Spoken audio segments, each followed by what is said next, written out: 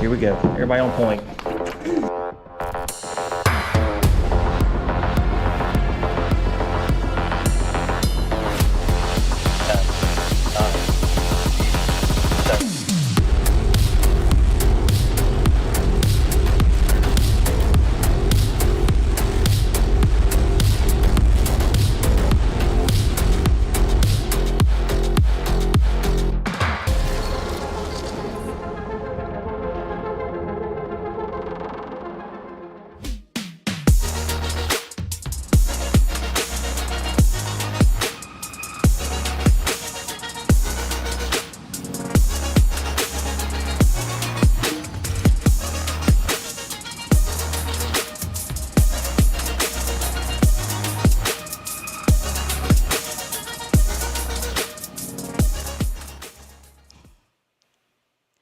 Welcome back to round 3.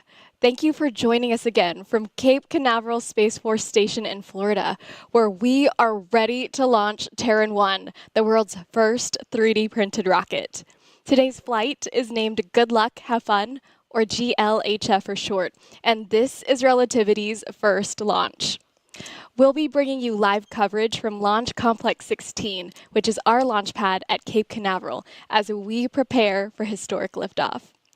I am Rachelle Aniceto, the Chief of Staff for the Vehicle Architecture and Technology team at Relativity Space.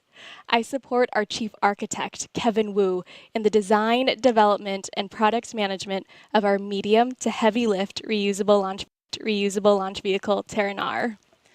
And I'm Arwa Tazani Kelly, Technical Program Manager for Test and Launch at Relativity Space. I'm responsible for supporting the teams that design, build, and operate our test and launch sites across the country for both our Terran 1 and Terran R vehicles, including operations on the stages, engines, and propulsion components. Together, we'll be guiding you through our third launch attempt today. Now, if you joined us on March 11th during our second attempt, you know we came very close to launching with 2 aborts during terminal count. Here's a quick breakdown of the reasons for those aborts. During the first abort, we experienced an issue with the stage separation automation system a few seconds before T0 that properly aborted at T-minus 0.5 seconds. Then the team pushed an update to the vehicle automation system, successfully recycled the vehicle, and secured a new T0 time, which was during the last minute of our launch window. After recycling at T-minus 45 seconds, we had an automated abort on the second stage fuel pressure, which was only 1 psi outside of the limit. Let's hear more about our previous attempts from our chief engineer, James Harris.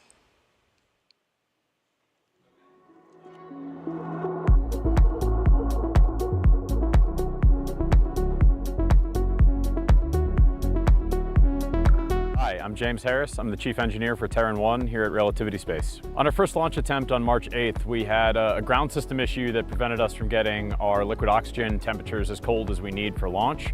So after trying to work through that, we ultimately had to scrub for the day because we couldn't hit what we call our launch commit criteria, or LCCs, on those temperatures.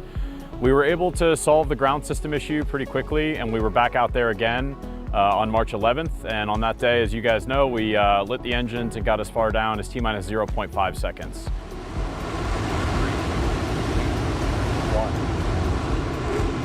At T-minus 0.5, we check our last set of launch commit criteria, and what happened that time is we tripped a criteria on what was calculated as a leak rate. We were able to find the cause of that in the automation and fix it quickly and turn around into another attempt.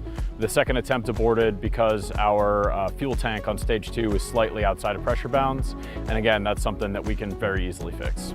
We've really learned a lot from these first 2 launch attempts. We've really nailed down our ConOps and the flow of how the operations day goes, so it's pretty smooth now.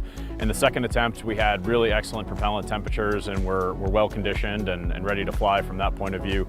We also got a really important data set of running all the way through our countdown down to T0, including lighting the engines. Getting that data set lets us then check all of our other abort criteria to make sure we weren't going to hit anything else. And what we found is that the only issue we had on the March 11th attempt was that one pressure decay red line, which we were able to fix by changing the valve close timing. So that data set really gives us the confidence that we have our automation and our abort criteria ready for the next launch attempt. I'm really excited to go into the next launch attempt. I think we got the last couple pieces of data that we needed to make sure that the next attempt here is going to be successful, and all of our automation and abort criteria are going to get us there to a successful release.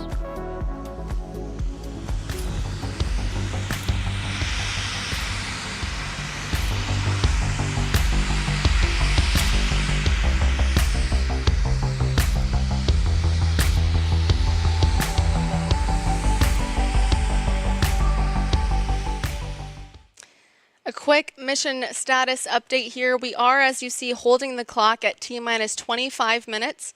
Our launch time right now is delayed due to 2 reasons. So we had the upper level wind shear being outside of stage 1 gimbal limits. However, the latest balloon data did show that it is now within acceptable limits. So we'll be keeping a close eye on that, and we'll hold the clock as necessary if needed closer to launch. However, now there is currently a boat in the range. So we are holding the clock and waiting for the range to clear that boat out of the hazard zone. We'll keep a close eye on it and give you an update shortly here once we know what happened.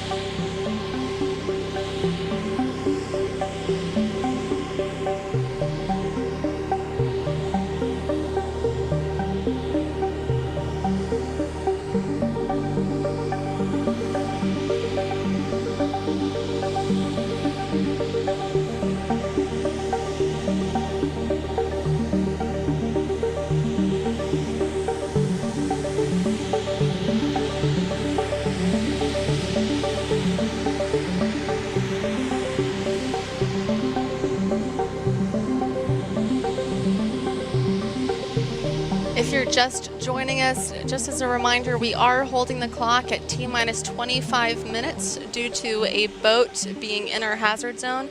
We're holding until the range clears that boat so we get that green.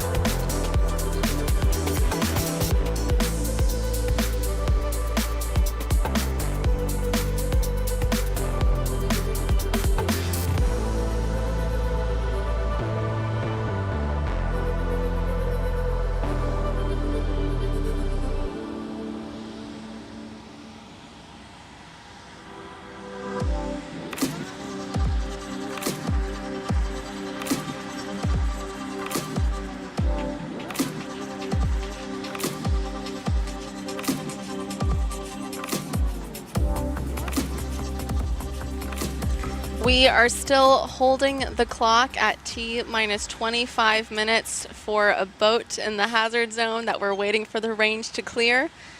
While you're waiting here, I know that you see a big ball of fire next to our vehicle. I just wanted to tell you all that not to worry, that is on purpose. That's just our flare stack, and it's used to vent flammable gases from prop loading and venting operations and priming of the engine igniters.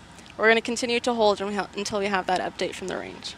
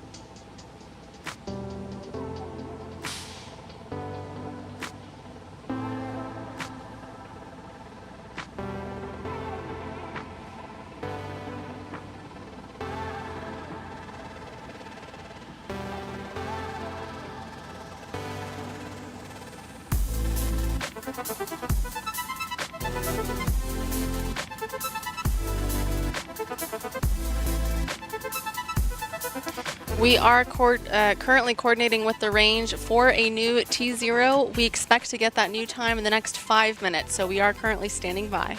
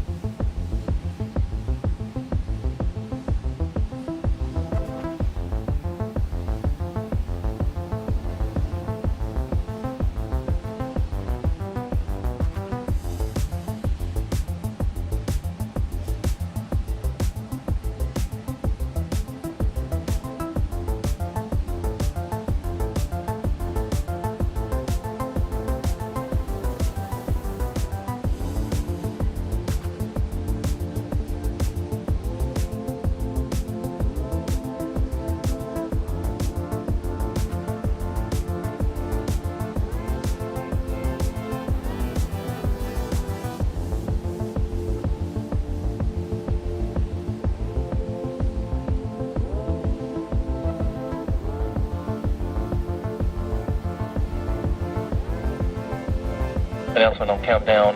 We have coordinated new T0 time and are currently targeting 03:05:00. The clock will resume in approximately 5 minutes.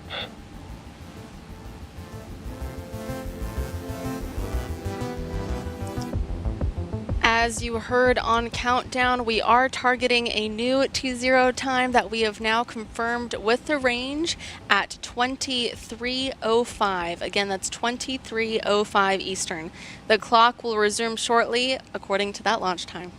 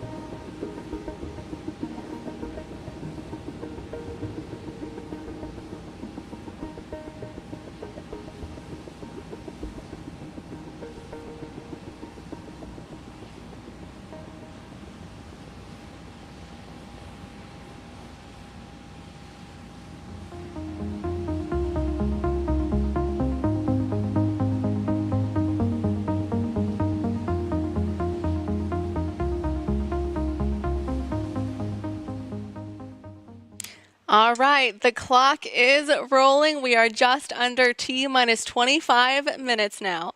We did receive confirmation that propellant loading is complete for both stages. We're going to keep an eye out on those upper level winds and on the range today, but the vehicle is healthy. So as of now, we're proceeding with 2305. Thank you, Arwa. Arwa will continue to provide regular status updates over the course of the countdown. In the top left of your screen, you can continue to find our countdown clock to follow along in our pre-launch operations. And now a quick reminder about the purpose of Good Luck, Have Fun. This is a first launch, meaning that while we're aiming for Terran 1 to reach orbit, our primary focus is on gathering the data and learnings necessary to develop Terran R, our much larger medium to heavy lift reusable launch vehicle. The lessons learned from this mission will also enable us to improve our software-driven approach to manufacturing. And as a reminder, today's launch includes many firsts. Terran 1 is the first 3D printed rocket, which is 85% 3D printed by mass. It's in a race to become the first Methalox-propelled rocket to achieve orbit. If orbit is achieved, Relativity will also become the first venture-backed space company to have successfully reached orbit on its first flight. And it's worth noting that while Terran 1 will be capable of lifting 1,250 kilograms into low Earth orbit, or LEO, today's launch doesn't have a customer payload. We do, however, have a memento aboard, one that's quite unique to Relativity that we'll tell you more about later. Liftoff is currently scheduled about 22 minutes from now. This estimation may change as we continue to work through our countdown, but we will keep you updated along the way. Today's launch window lasts for 3 hours, and this provides us more time to troubleshoot any issues that could arise. And if any unforeseen issues arise during the countdown, we can pause the launch sequence if necessary, as you've just seen. The window for today's launch attempt opened up at 2200 Eastern Time. The pad was cleared of all personnel at T-minus 4 hours, followed by the start of propellant loading, which has since been completed. We're now topping off our tanks and conditioning our propellant to the proper temperatures ahead of launch. Now at approximately T-minus 20 to T-minus 15 minutes, the launch director will poll the launch teams to ensure that all subsystems, weather, and the range are go for terminal count. Terminal count will then begin at T-minus 70 seconds, and that's when the vehicle's internal flight computer will take control of the countdown. Now, while we wait for T0, let's talk about the process that got us here. Good Luck, Have Fun is the maiden launch of our 3D printed Terran 1 rocket. Terran 1 is an orbital class rocket, so reaching orbit would be the best possible outcome. But as you've heard us say before, we are truly looking for some important base hits here today. Notably, a key objective for today's flight is largely about proving our hypothesis that 3D printing is a viable way to manufacture a rocket and it can successfully withstand the pressures of flight. Through robust ground testing, we're confident that we have a real shot at proving just that. So the more data that we collect from this flight means that we'll have access to more insights, and this will give us the confidence that we're able to execute on Terran R and help us solve all the hard problems that come with building a medium to heavy lift reusable rocket. As a business, we're following a Pathfinder product development approach. So the Terran 1 that you see on the pad today has always been our Pathfinder. It was designed to be a development platform for Terran R, and it has served us exceedingly well to date in that capacity as we've progressed through printing and testing ahead of today's launch. Arwa, let's remind everyone what we would call a success for today's launch. Absolutely. Again, safely clearing the pad, getting out over the ocean, and passing the point of maximum dynamic pressure, or max Q, would be a big milestone for today's launch. This is again because it's the point where the structural loads on the vehicle are the highest, making it one of the most challenging phases of flight. And this is the point in flight where we really want to prove much of what has already been proven on the ground. During acceptance testing, the vehicle withstood loads even beyond what we anticipate it will encounter during flight. So passing this milestone would effectively demonstrate that 3D printed rockets are structurally viable. And then if we make it even further to stage separation, we will have achieved a full first stage flight, and that'll be another big accomplishment for the team. From there, we'll attempt to light the second stage and get Terran 1 to orbit. Stage 2 is targeting a 200 kilometer by 210 kilometer orbit, and this is not a traditional orbital target, but that is our target for today, given this is our first launch and not a customer mission. As a reminder, we do not have a customer payload on this flight since it's not a customer mission. So instead, we are celebrating how far we've come by mounting our first ever metal 3D print from the first generation Stargate printer inside of Terran 1's nose cone. Of course, it was a failed print since no one had done it before. Let's go ahead and take a look at this memento. So that piece that you're seeing there is about 6.5 inches in diameter and weighs about 3.3 pounds. That is our first completed circular test article for which we used our first generation aluminum alloy. Since then, we've added a machined centerpiece with GLHF and our mitosis logo to commemorate this maiden launch. We would be excited to see this memento get to orbit. But to take a step back and set expectations, we want to note that we are unsure how much of the second stage flight we will be able to share with you live. While we do have cameras on board, we will be prioritizing vehicle telemetry sensor data for this launch in order to maximize our learnings, and as a result, the video connection could be spotty. In the event that we do lose video, we will do our best to keep you up to date as we receive telemetry and information live. And once again, we have strict safety protocols in effect for today's flight and are of course closely coordinating with the FAA and Space Launch Delta 45. These protocols are standard for all launches and ensure that no one would be in harm's way if there were to be an anomaly.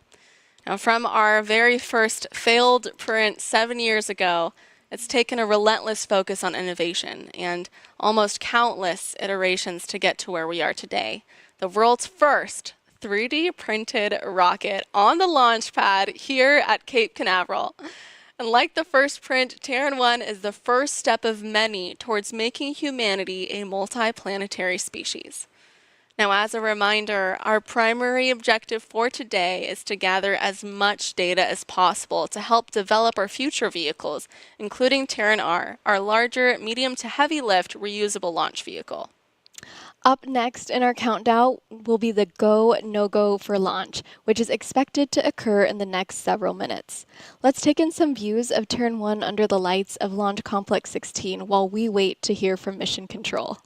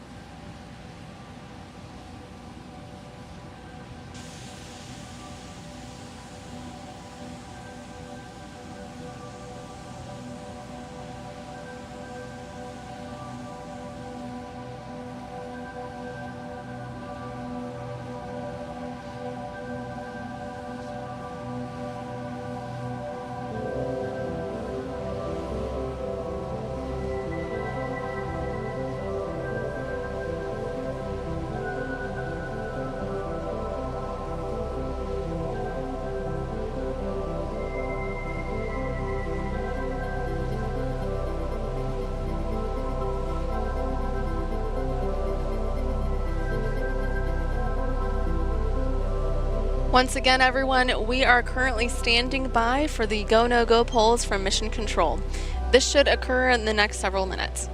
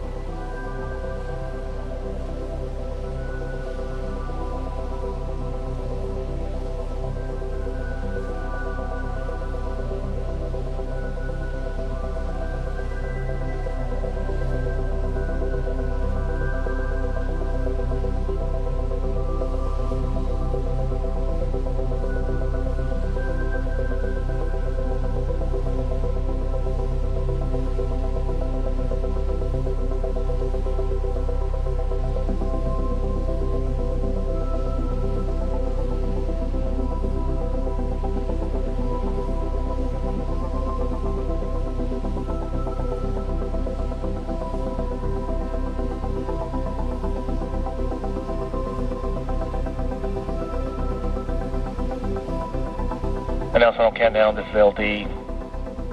We are going to pause the clock at T-minus 10 minutes to assess high-level winds.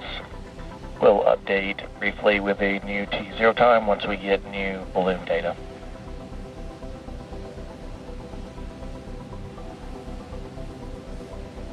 All right, as you heard from our launch director, Clay Walker, we are going to hold the clock at T-minus 10 minutes. We're currently evaluating those upper level winds and just make sure that the wind shear is okay with our stage 1 gimbal limits. We're going to coordinate with the range and make sure we have the proper data that is within acceptable limits before we have a new T0.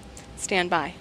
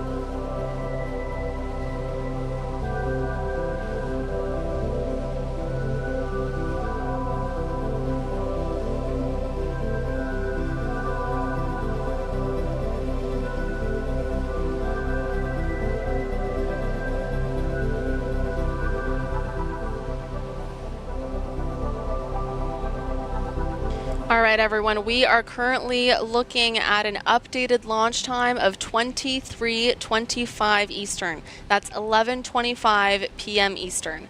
We're going to wait for that final confirmation from the range, and then we'll pick up our T-clock accordingly at 23:15.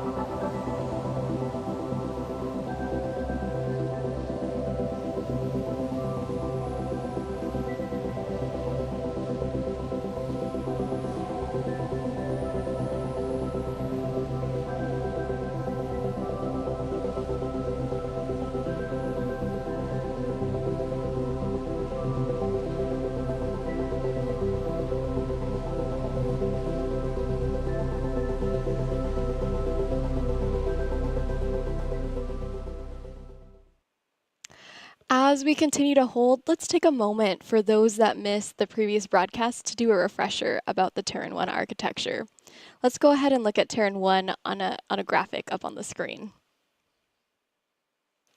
So starting from the left-hand side of the vehicle, this is the bottom where we have the 9 Aeon 1 engines.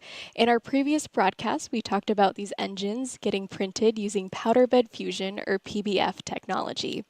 Each of these engines has a thrust capability of 23,000 pounds at sea level. This gives us a max total liftoff thrust of more than 200,000 pounds. The Aeon 1 engine is designed with a gas generator cycle, and we have thrust vector control actuators, or TVCAs, mounted on these engines in order to gimbal the vehicle during flight. We have completed more than 2,000 engine hot fires and over 10,900 seconds of runtime across Aeon 1 hot fire tests. The Aeon 1 engines are attached to the vehicle through the thrust structure. This is what takes the load from the thrust of the engines. And above the thrust structure is the stage with WAM printed tanks. This is our wire arc additive manufacturing in-house process. These tanks hold liquid oxygen on the top and liquid natural gas on the bottom. These tanks are pressurized during flight using an autogenous pressurization system. This works by running propellant through heat exchangers mounted on our engines, which convert the liquid propellant into a gaseous state, and this is piped into the top of the tanks to maintain our ullage pressure, or the required pressure for the tanks. Above the Stage 1 tanks is the WAM printed interstage, and this holds our stage separation mechanisms that separate Stage 2 from Stage 1 during flight. This is a pneumatic pusher system. And above the interstage is Stage 2, which has a single Aeon vacuum engine that is also printed with PBF. This engine has a thrust capability of more than 25,000 pounds in vacuum and has... Announcement on countdown, this is the LD. We have coordinated a new UTC target time of 03:25:00. Clock will jump back to T-minus 16 minutes for go, no, go poll. And we'll begin count shortly thereafter. Okay, there was that official confirmation of the new launch time of 23:25 Eastern. We are going to roll back the clock shortly to T-minus 16 minutes so we can go ahead and resume our go, no-go polling with our team of engineers and mission control, and we'll do that in alignment with 23:25. And as we continue to wait, let's finish up on the Terran 1 architecture. As I mentioned, Stage 2 has WAM printed tanks just like Stage 1. And above Stage 2 is the WAM printed nose cone. So for future missions, this would be replaced with a fairing and also have a separation system. We don't have a customer payload as we discussed, but we did design Terran 1 for a payload capacity of 1,250 kilograms to low Earth orbit, or LEO, and 900 kilograms to Sun synchronous orbit, or SSO, for customer missions. All data from Terran 1 development will be fed into Terran R, and you can follow along our updates in the development, particularly for our Aeon R engine. We'll go ahead and take a moment to continue to look at Terran 1 out on the pad as we wait for updates from Mission Control.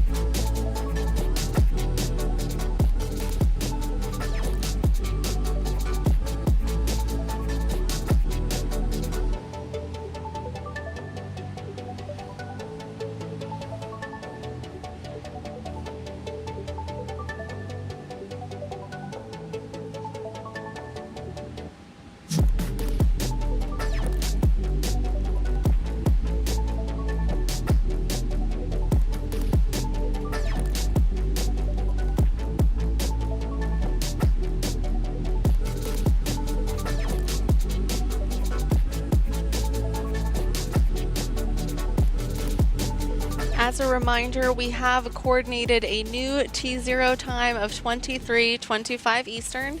The T clock is currently paused at T minus 16 minutes. We're going to resume that T clock in about 5 minutes, where we're going to go straight into the go, no-go polls with mission control.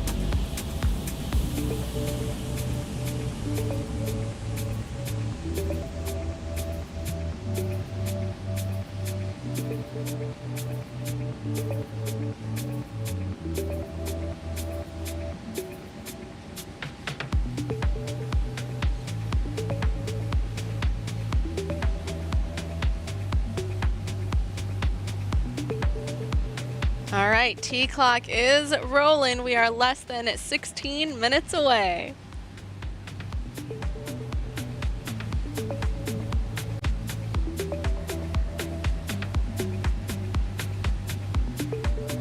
All parties on net. This is the go, no go poll for launch. Please provide concurrence to proceed in the launch countdown with go, no go. VC. VC go. GC1. GC1 go. GC2. GC2 go. Ground. Ground go. AVI. AVI go. FTS. FTS go. RF. RF go. GNC. GNC go. Flight software. Flight software go. Thermal. Thermal go. Prop 1. Prop 1 go. Prop 2. Prop 2 go. Fluids 1. Fluids 1 go. Fluids 2. Fluids 2 go. Loads. Loads is go. Rock. Ranges go. OSM.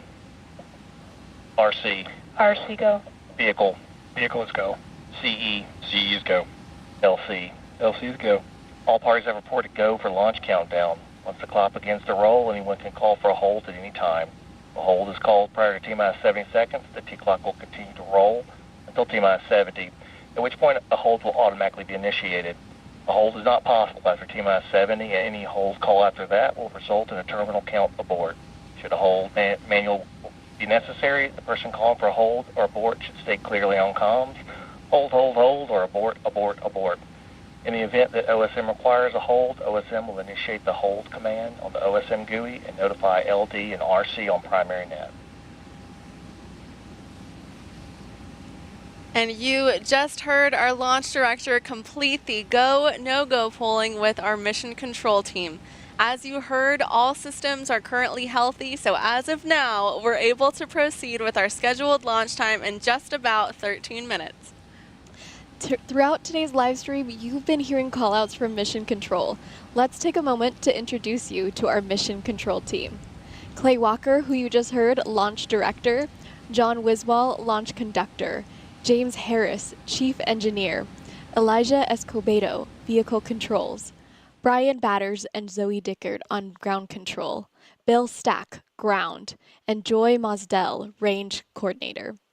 These are a few notable members also from leadership are supporting today's launch here at Launch Control, and this includes our co-founder and CEO, Tim Ellis, our Chief Operating Officer who leads product execution, Zach Dunn, Vice President of Test and Launch, Don Katterbeck, and Director of CAPE Operations, Pat Zvatek.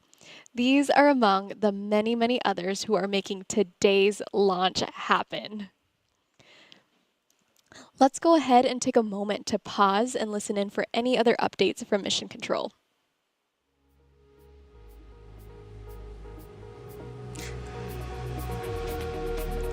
I think while we wait, maybe for our new viewers, let's give them a little bit more info about the systems that we're seeing on the pad once again. So the rocket rolls out of the hangar horizontally and is then lifted vertically by the transporter erector. That's the black vertical truss structure that you see behind the rocket there. The 4 large towers surrounding the pad make up our lightning protection system. They protect the vehicle from any direct lightning strikes. Inside of those, you'll see 4 small black posts around the pad called rainbirds. They're used for acoustic mitigation for the rocket and do so by covering the pad with water to dampen the reflected acoustics at liftoff. The small flame that you see there at the bottom right hand of your screen was once again the flare stack. No need to worry, this is perfectly intentional. It burns off flammable gases from propellant loading, venting operations, and priming of the engine igniters. It's a little harder to see, but the small slide-looking structure beneath the vehicle is our water-cooled flame diverter.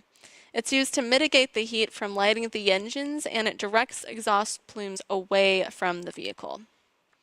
You might also be able to see in this view 3 different levels under the rocket. So the largest and lowest level is the pad deck, and directly above it is the launch table.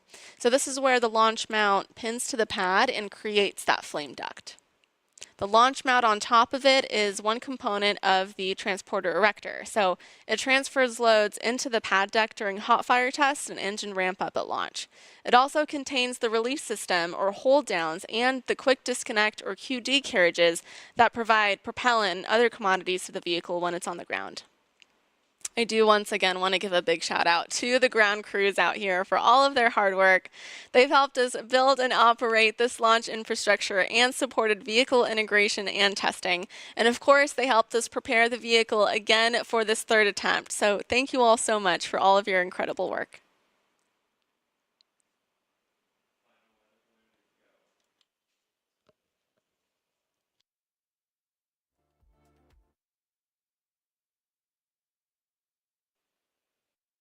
We did just get an update that, according to our latest weather balloon data, upper level winds are currently go. So the T clock is going to continue to roll. Countdown sequence has started. There you go. We are just 10 minutes away from this historic launch.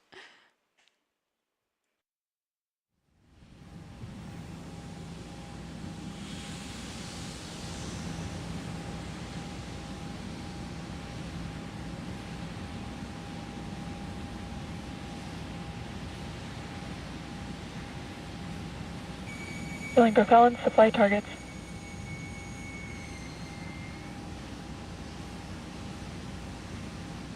We're currently at T-minus 9 minutes and 20 seconds. Now in the next few minutes until launch, you'll hear callouts from our engineers and mission control as we go through the final procedural steps before liftoff. We'll be pressing the tanks, priming the igniters, doing the final engine checkouts, retracting the strong back, and then getting that final go for launch. We're currently proceeding with the launch time of 11:25 Eastern. That is 23:25 Eastern. Let's continue to listen in.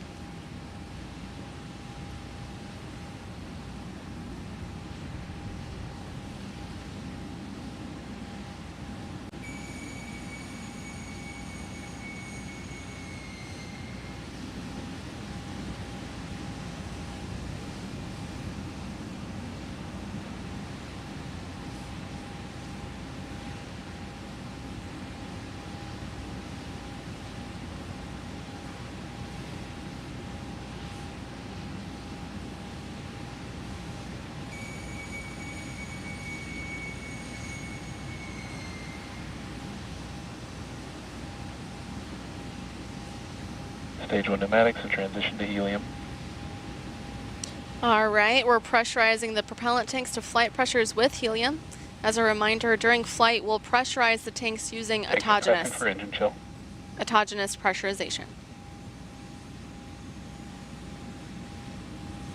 As you can see from these epic views, we are launching at night today, but in terms of our vehicle, it doesn't make a difference if we're launching during the day or at night. The systems operate the same.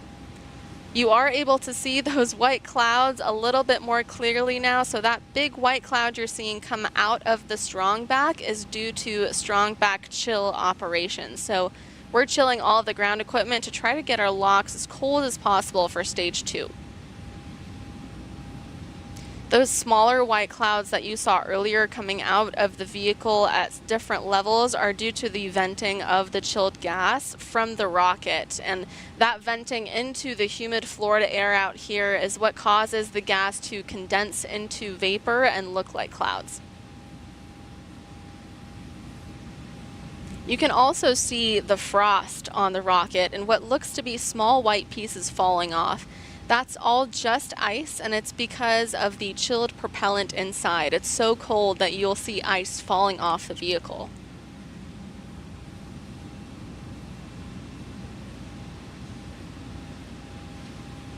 Stage 2 igniters configured for priming.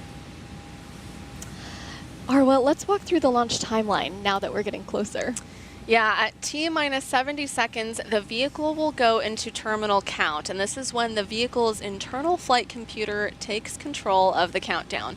We'll then go into final flight termination checks and get FTS go from the launch conductor in coordination with the mission flight control officer and operations safety manager.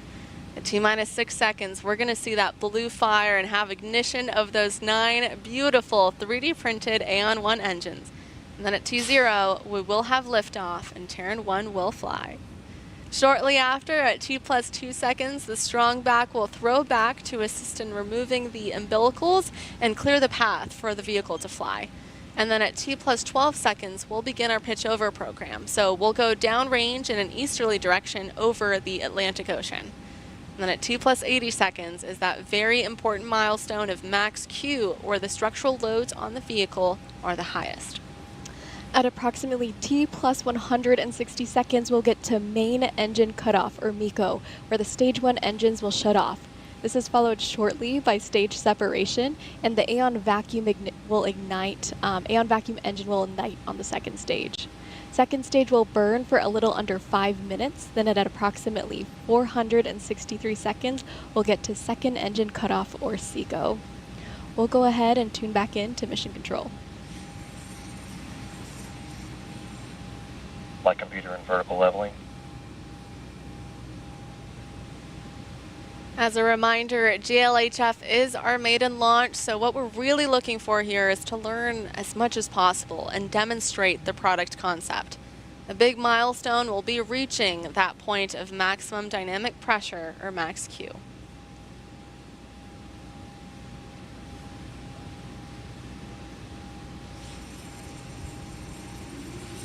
Stage 1 igniters are priming in. Pressing stage 2 igniters to flight target. We're now priming those igniters with gaseous oxygen and gaseous hydrogen. In just about 30 seconds, we're going to be looking for the transporter erector cradle to disengage.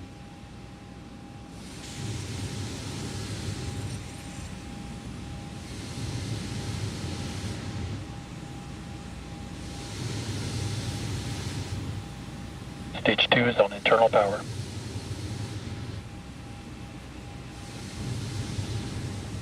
EE cradle disengaged. All right, now those cradle arms are going to slowly release stage 2 so the strong back can retract. You can see the arms opening up there.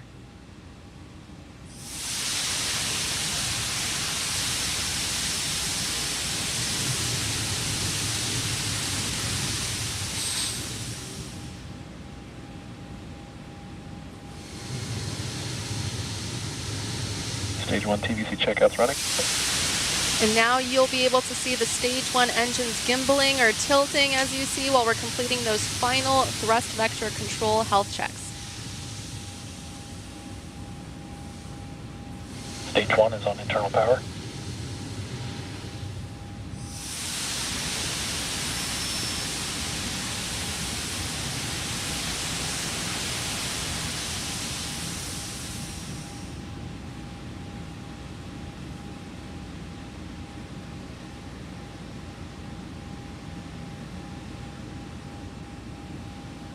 The strong back will be retracting shortly here.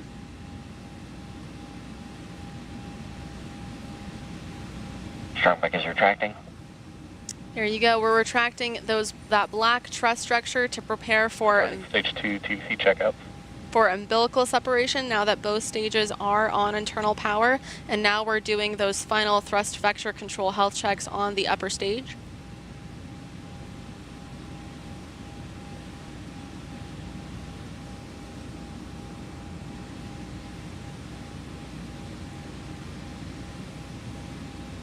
Starting final review of launch commit criteria.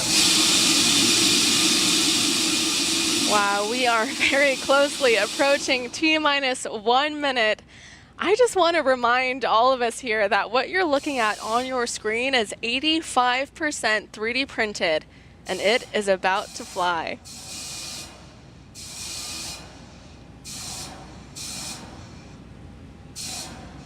Next up, our range coordinator will ask the range for their final status.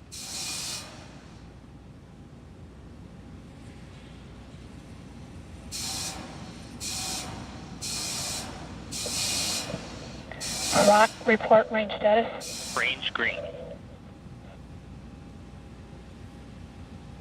That was confirmation. The range is green for launch.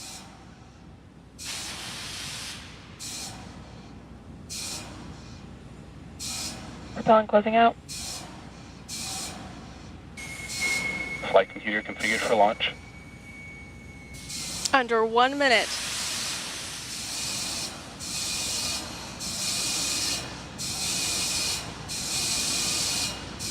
LD, are you go for launch?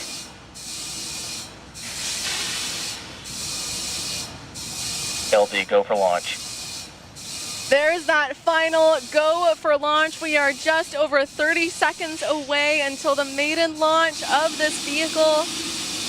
Good luck, Terran 1, and have fun. Here we go.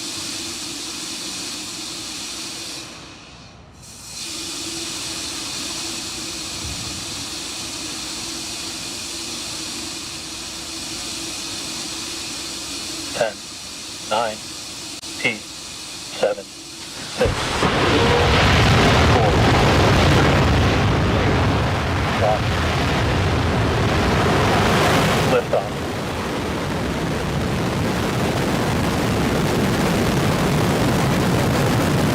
Terran 1 has cleared the tower.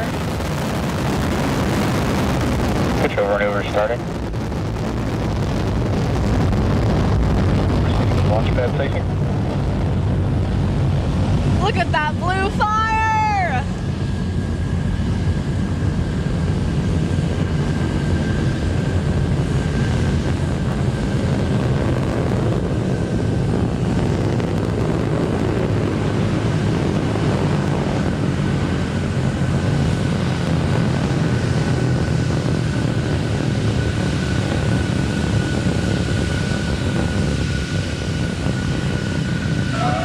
If you can hear me over the cheering, the vehicle is now headed downrange in an easterly direction over the Atlantic Ocean.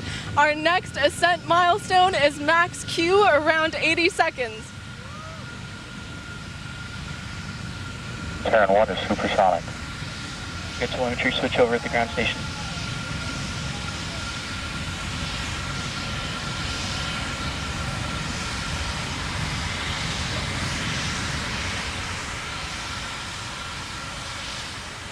Max Q. We are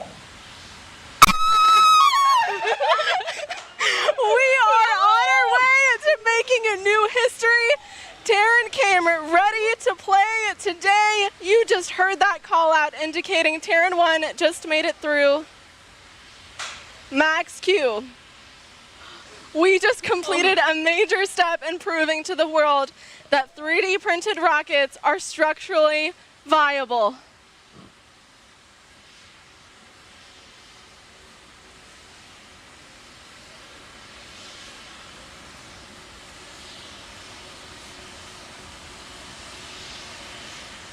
Up next, we'll be looking for a call out that stage 1 performance is nominal.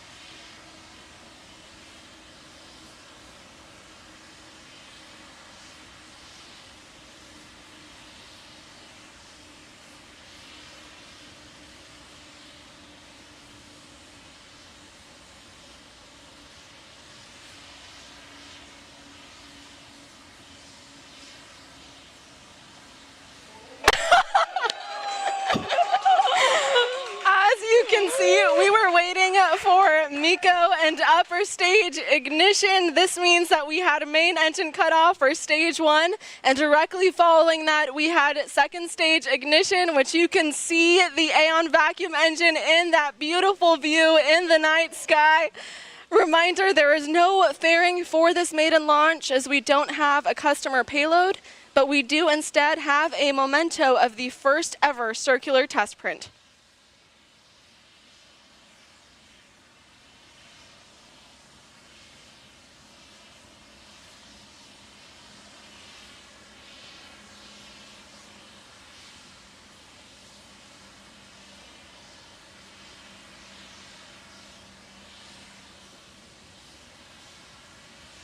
We are currently standing by for an update on what's happening with the stage 2 engine.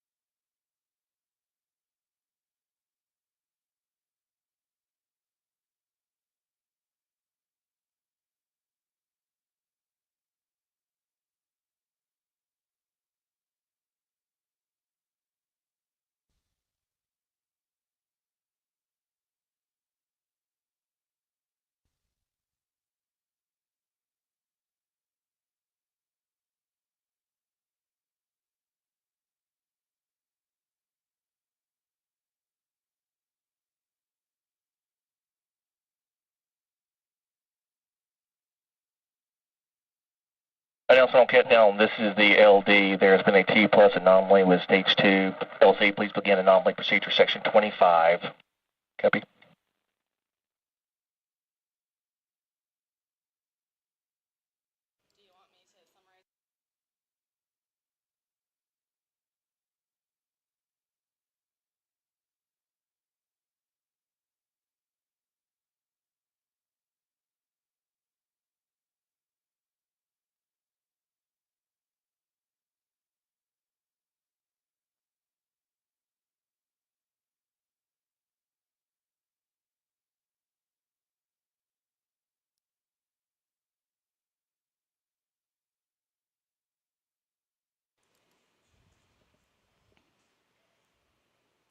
As you heard from our launch director, we did have an anomaly with stage 2 during flight. But maiden launches are always exciting, and today's flight was no exception. Although we didn't reach orbit, we significantly exceeded our key objectives for this first launch, and that objective was to gather data at max Q, one of the most demanding phases of flight, and achieve stage separation. Today's flight data will be invaluable to our team as we look to further improve our rockets, including Terran R. Our team will now carefully analyze this data to determine what led to this outcome. So stay tuned to @Relativity Space on Twitter and relativityspace.com for additional updates in the days and weeks ahead. I want to thank the entire Relativity team for all of their hard work in getting us to this point. No one's ever attempted to launch a 3D printed rocket into orbit, and while we didn't make it all the way today, we gathered enough data to show that flying 3D printed rockets is possible. As Arwo mentioned, we will apply the lessons learned today in our future vehicle, Terran R. What we are doing has never been done before, but it is undoubtedly a worthwhile endeavor that will transform the aerospace industry forever. And with that, we will conclude our coverage for tonight. I am Rachelle Aniceto. It has been an honor. And I'm Arwa Tizani Kelly. Thank you, and see you next time.